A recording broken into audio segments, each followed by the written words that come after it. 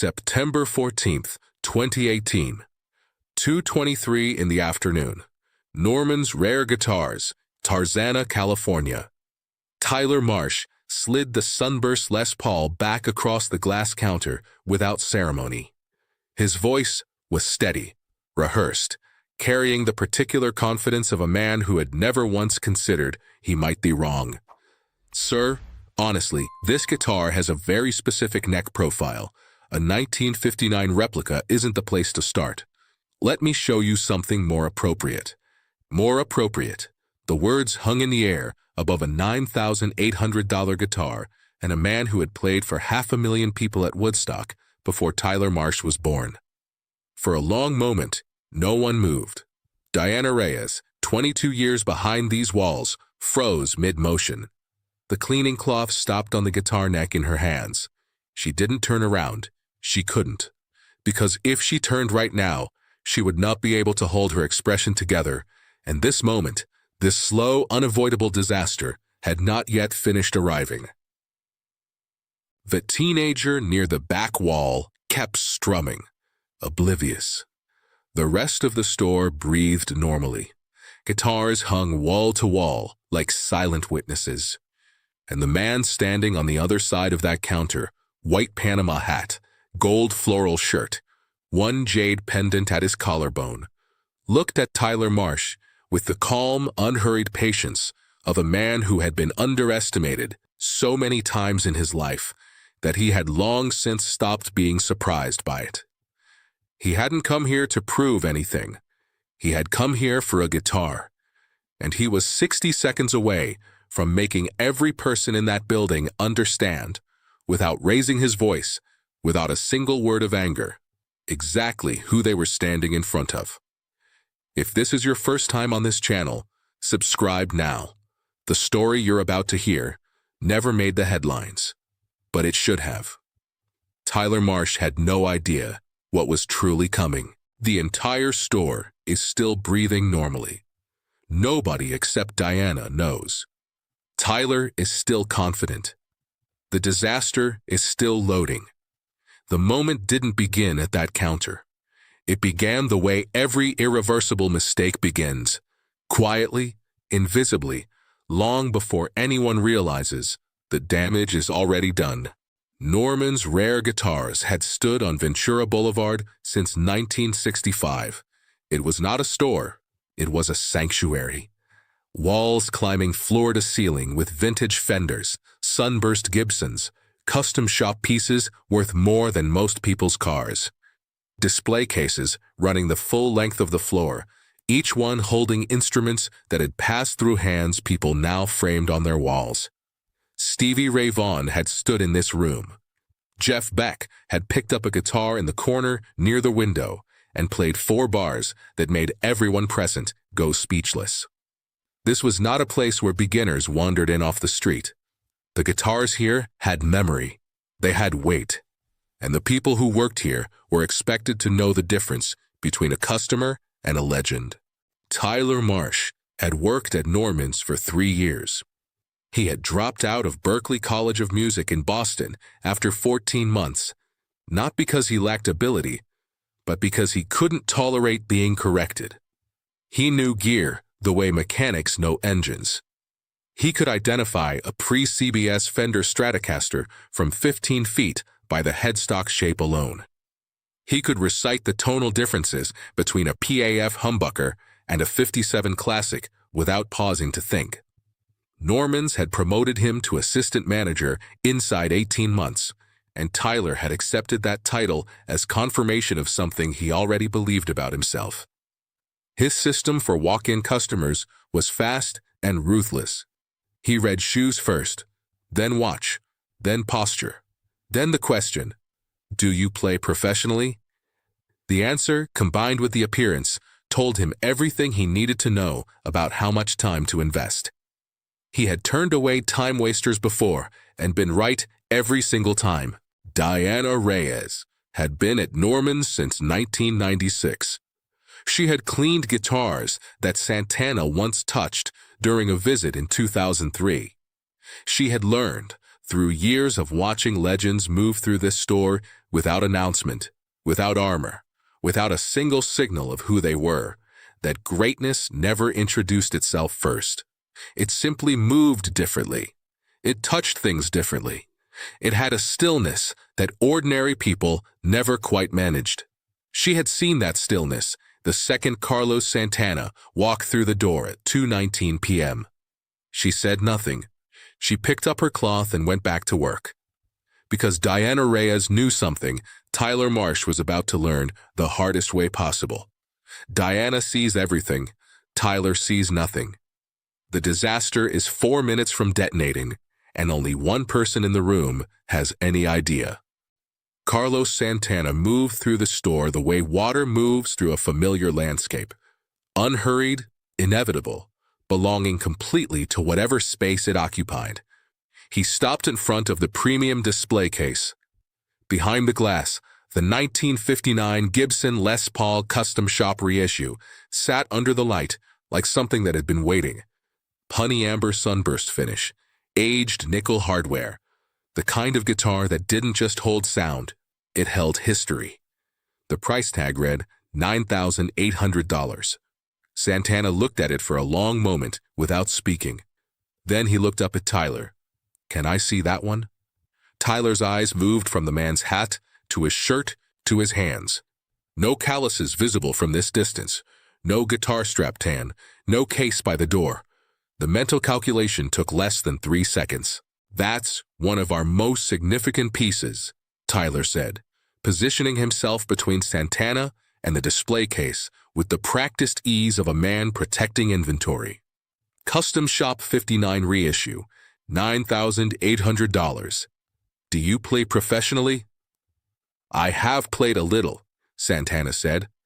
It was the most quietly devastating sentence ever spoken inside those walls. Tyler heard it as confirmation of everything he already believed. He pulled a set of keys from his pocket, but not for that case. He pointed instead toward the far wall, the beginner section, Epiphones, entry-level acoustics, guitars under $700, wrapped in the particular sadness of instruments bought for children who eventually quit. "Let me show you some pieces over here that might be a better fit." Santana followed without argument. He picked up a 580 Epiphone Les Paul Standard and turned it over in his hands slowly. His thumb ran along the fret edges, the way a carpenter runs a thumb along a joint, checking, measuring, reading the quality through his skin. He set it down with more care than it deserved. "I was thinking more about that one," he said, nodding back toward the display case. Tyler's patience thinned by one visible degree. Diana had moved closer now, not close enough to intervene, but close enough to hear. She kept her eyes on the guitar in her hands, but her jaw had tightened again, the way it tightened when she was working very hard to stay out of something. "Sir, the neck profile on a 59 replica is extremely specific," Tyler continued, his voice carrying the polished condescension of someone who had delivered this speech before. "Thick C-shape. Players who didn't grow up with vintage instruments find it genuinely uncomfortable. And at that price point, I want to make sure you walk out with something you can actually use. Something you can actually use. Don't go anywhere, because what happens in the next 60 seconds will stay with you long after this video ends. Subscribe now so you never miss a story like this one." Santana looked at Tyler for one long, still, unreadable moment. And then he said the 4 words that were about to permanently end Tyler Marsh's certainty about everything he thought he knew. "Can I hold it?" 4 quiet words. The guitar is about to come out of the case, and the moment those hands close around the neck, nothing in that store will ever be the same again. Tyler unlocked the display case, lifted the Les Paul with both hands, careful, reverent in the way a man is reverent towards something expensive rather than something sacred. He set it on the counter pad and stepped back. Santana's hands closed around the neck, and the entire architecture of Tyler Marsh's certainty began to crack. It wasn't dramatic. That was the thing nobody in that room could fully articulate afterward. It wasn't a performance. It wasn't a statement. It wasn't a man trying to prove something to someone who had doubted him. It was simply a pair of hands finding a guitar the way a man finds his front door in the dark, without looking, without hesitating, without a single wasted movement. The left thumb wrapped the neck from below, not gripping, not clenching, just resting there with the particular ease of something that had been done so many thousands of times that the body no longer needed to think about it. The fingers fell across the frets and found their positions the way water finds the lowest point in a landscape.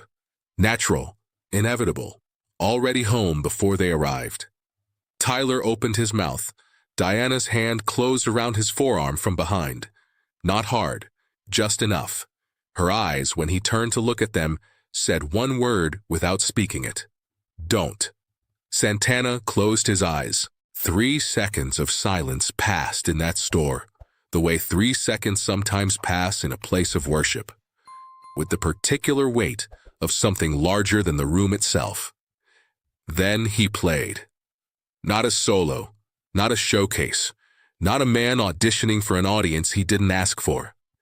12 notes, a single melodic phrase from Samba Pati, the instrumental he had recorded in 1970 at the age of 23, when he was still a young man from Autlan de Navarro, Jalisco, who had crossed the border into Tijuana at 14 with nothing but hunger and a borrowed guitar, and a belief so unreasonable it could only belong to someone who had never been told how the world actually worked. The guitar didn't make a sound. It made a voice. A human voice. Something that breathed and ached and remembered and reached across the 6 feet of retail floor between that counter and the back wall and found every single person in that building and held them completely still. Across the store, the teenager stopped playing mid-chord. Not because anyone told him to. His hands simply stopped, the way the body stops when it encounters something the brain doesn't yet have language for. Marcus Webb, a session guitarist who had walked through the door 30 seconds earlier, stood frozen in the entrance. The door was still open behind him. The sounds of Ventura Boulevard, traffic, an idling engine, someone's radio, drifted through the gap like noise from another dimension. He didn't let the door close. He didn't move. He didn't breathe. The 12 notes ended. The store held its silence for 1 full second longer than silence usually lasts. The extra beat that only happens when something real has just occurred. Santana opened his eyes.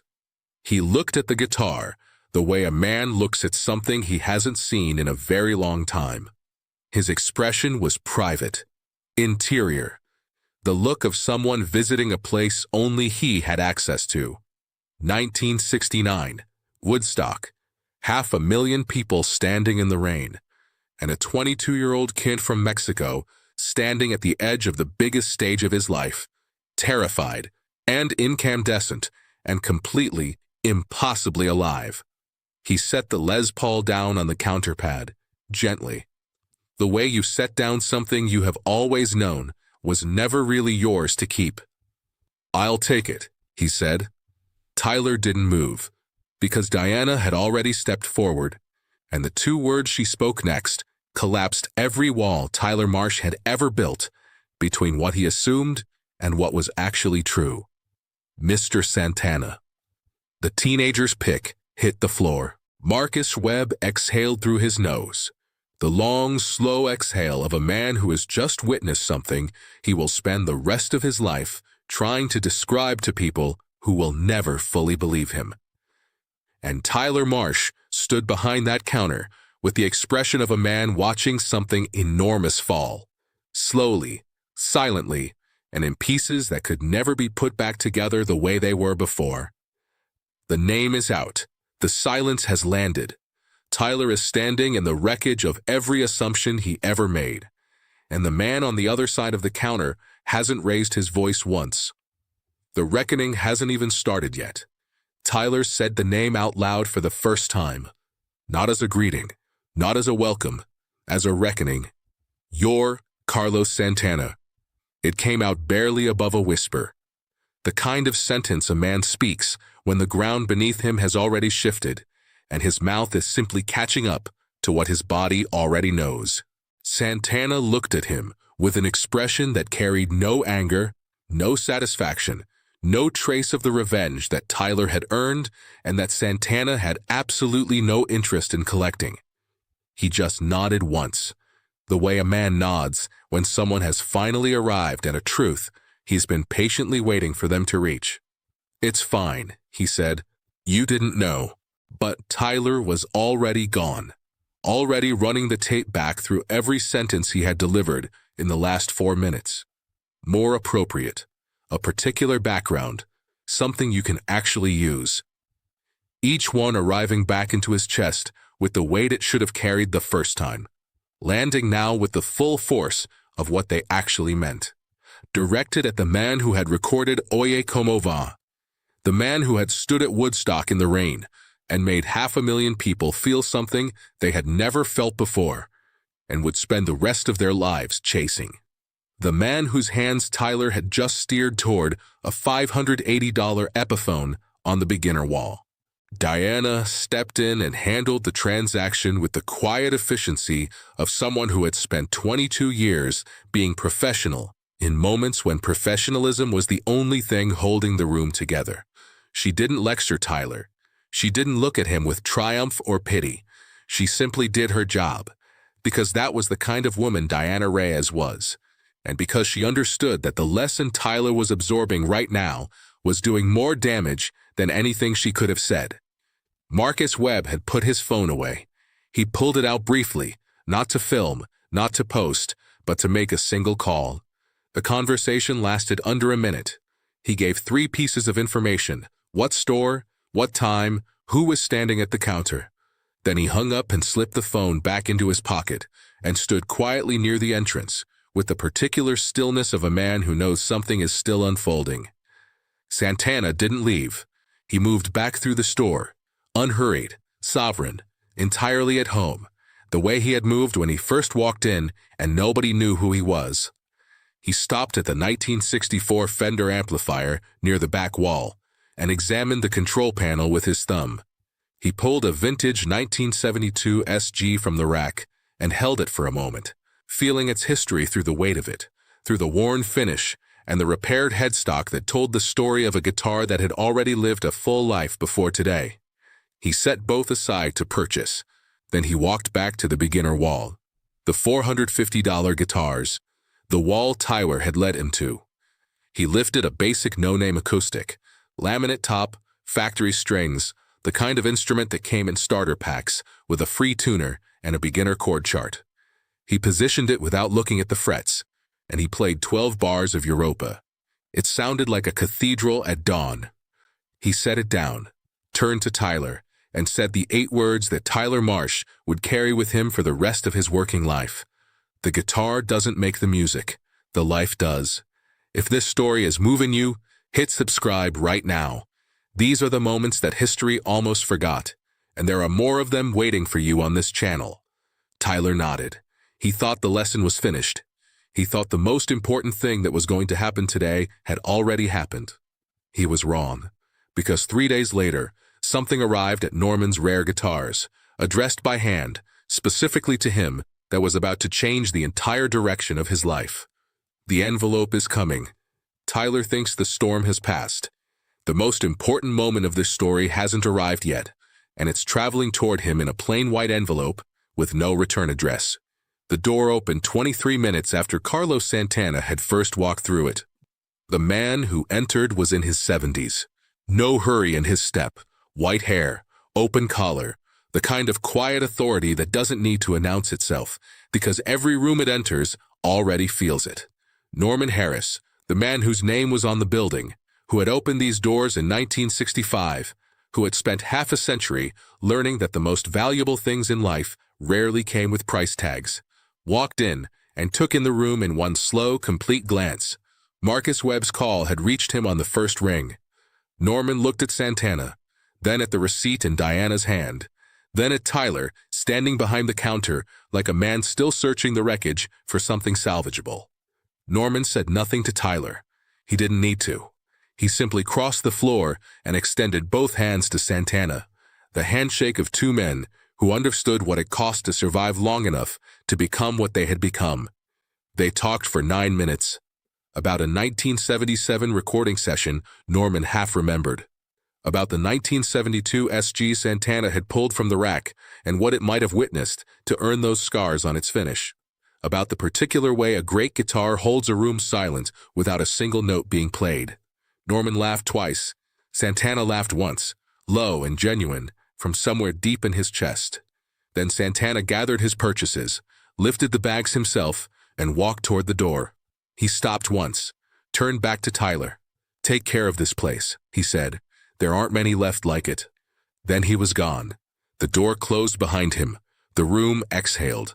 Diana stood beside Tyler in the silence that followed and said only this: 22 years. Not one of them walked in wearing a sign. Tyler stared at the door for a long time after that. 3 days later, the envelope arrived.